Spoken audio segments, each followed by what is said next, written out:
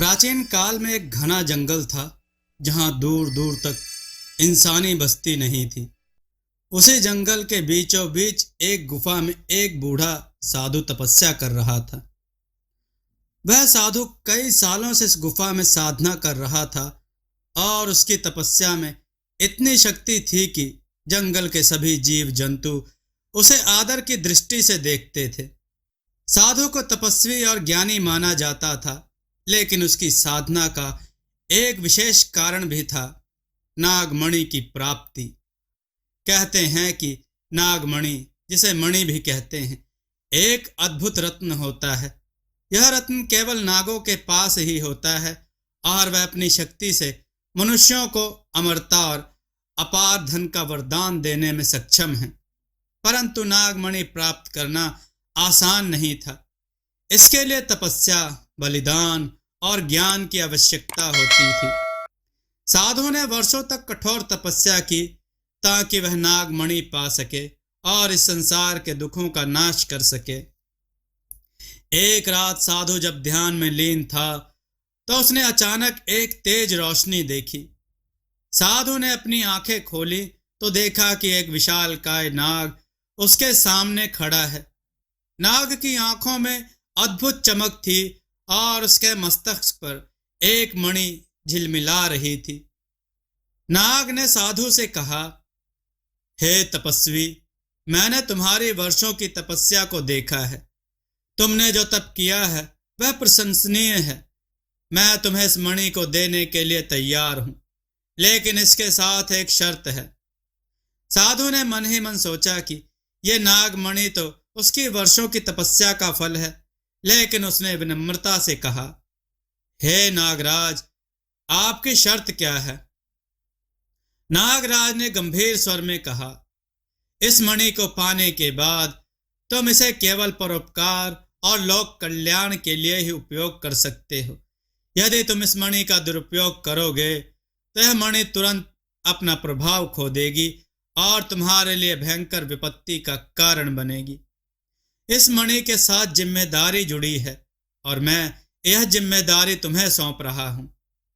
साधु ने शर्त को सहर्ष स्वीकार कर लिया और नागमणि को अपने पास रख लिया। उसके मन में केवल एक ही विचार था, इस मणि का उपयोग करके लोगों की भलाई कैसे की जाए। साधु नागमणि के साथ वापस गांव लौट आया। गांव के लोग उसकी तपस्या और शक्ति के बारे में जानते थे और वे उसे बहुत सम्मान देते थे। साधु ने नागमणि की शक्ति का उपयोग कर गांव में खुशहाली लाने का प्रयास किया। उसने नागमणि की शक्ति से लोगों की बीमारियां ठीक की, गांव में सुख शांति लाई और सभी को उसकी कृपा से लाभ हुआ। लेकिन धीरे धीरे गांव में नागमणि की बात फैल गई और कुछ लोभी लोगों की नजर इस मणि पर गड़ गई। उन लोगों ने सोचा कि यदि यह मणि उनके पास होती तो वे उसका उपयोग अपने स्वार्थ के लिए कर सकते थे।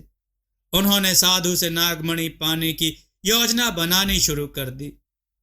गांव के कुछ स्वार्थी और लोभी लोगों ने एक योजना बना ली। उन्होंने सोचा कि यदि साधु को डराकर या धमकाकर मणि छीन ली जाए तो वे इसका उपयोग अपने फायदे के लिए कर सकते हैं। एक रात वे साधु के आश्रम में पहुंचे और मणि को हासिल करने की कोशिश की। उन्होंने साधु से कहा, तुम्हारे पास यह नागमणि है, पर तुम इसे यूं ही बर्बाद कर रहे हो। इसे हमें दे दो, हम इसका सही उपयोग करेंगे। साधु ने शांत स्वर में उत्तर दिया, यह मणि केवल परोपकार के लिए है और यह मुझ पर नागराज की कृपा से प्राप्त हुई है। यदि इसका उपयोग स्वार्थ के लिए किया गया तो यह अपनी शक्ति खो देगी। तुम इसे नहीं समझोगे। लेकिन लोभियों ने उसकी बात नहीं मानी और बलपूर्वक नागमणि छीन ली। उन्होंने सोचा कि अब उनके पास अपार धन और शक्ति होगी, लेकिन जैसे ही उन्होंने मणि को अपने स्वार्थ के लिए प्रयोग करना चाहा, मणि की चमक धीरे धीरे कम होने लगी। मणि की शक्ति समाप्त हो गई और उनके स्वार्थ के कारण वह मणि अब केवल एक साधारण पत्थर बनकर रह गई। जब गांव वालों ने यह देखा कि मणि की शक्ति समाप्त हो गई है तो वे दुखी हुए और साधु के पास आए। साधु ने मुस्कुराते हुए कहा, यह मणि केवल उन्हीं के लिए काम करती है जो दूसरों का भला चाहते हैं। इसका स्वार्थी लोगों के पास कोई मूल्य नहीं है। जो लोग लालच में पड़ जाते हैं वे हमेशा अपनी ही हानि करते हैं।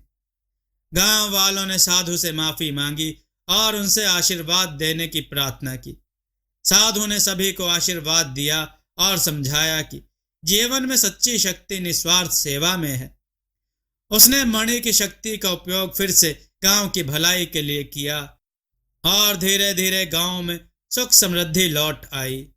यह कहानी हमें यह सीख देती है मित्रों, सच्ची शक्ति और संपत्ति का उपयोग केवल दूसरों की भलाई के लिए करना चाहिए। स्वार्थ और लालच से मिली वस्तु का कोई मूल्य नहीं होता और अंततः यह अपने ही विनाश का कारण बन जाती है। साधु की तपस्या और उसका निस्वार्थ भाव उसे महान बनाता है और नागमणि केवल उसी के लिए चमत्कारी सिद्ध होती है जिसने इसका उपयोग सही दिशा में किया हो। दोस्तों, आपको यह कथा कैसी लगी? अपने विचार और सुझाव कमेंट में जरूर दें। हमारी कथाओं को लाइक करें, हमारे चैनल को सब्सक्राइब करना न भूलें। हमारी कथाओं को शेयर जरूर करें जिससे लोगों को अच्छा ज्ञान प्राप्त हो। जय श्री राम भक्तों।